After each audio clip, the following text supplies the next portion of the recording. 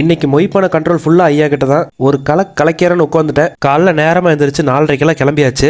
எப்படி நண்பர்களே, மாப்பிள்ள மாதிரி இருக்கணும்? கூச்சமே இல்ல.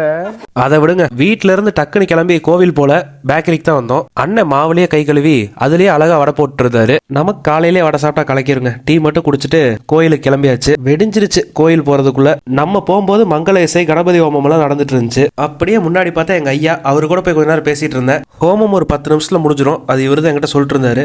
அப்படியே இந்த சைடு வந்தா நானும் எங்க அம்மாவும் என்னமோ பேசி சிரிச்சிட்டு இருக்கோம்.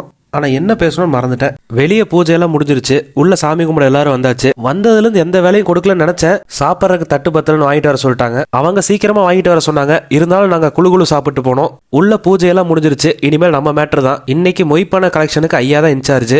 இங்க மொய்ப்பான எழுதியெல்லாம் வைக்க மாட்டோம். நரசிங்காபுரம் சாரதி 501.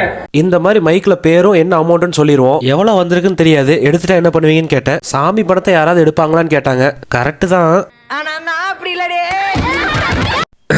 சரி, சாப்பிட வந்தாச்சு. வெளியே வெயில் இருந்தாலும் நல்ல காத்தா இருந்துச்சு. அதான் வெளியே கொஞ்சம் சாப்பிட்டுட்டேன். அது என் அத்தை பொண்ணோட பையன். அவங்க கூட எங்க அப்பா விளையாண்டு இருந்தாரு. பூஜை எல்லாம் முடிஞ்சிருச்சு. இந்த மாதிரி ஃபங்க்ஷன் வரும்போது தான் நாங்கெல்லாம் ஒன்னா சந்திச்சு பேசி சிரிக்கிறதுக்கான வாய்ப்பே கிடைக்குது. முழு நாளும் ஒரே காணொலியில போட முடியல.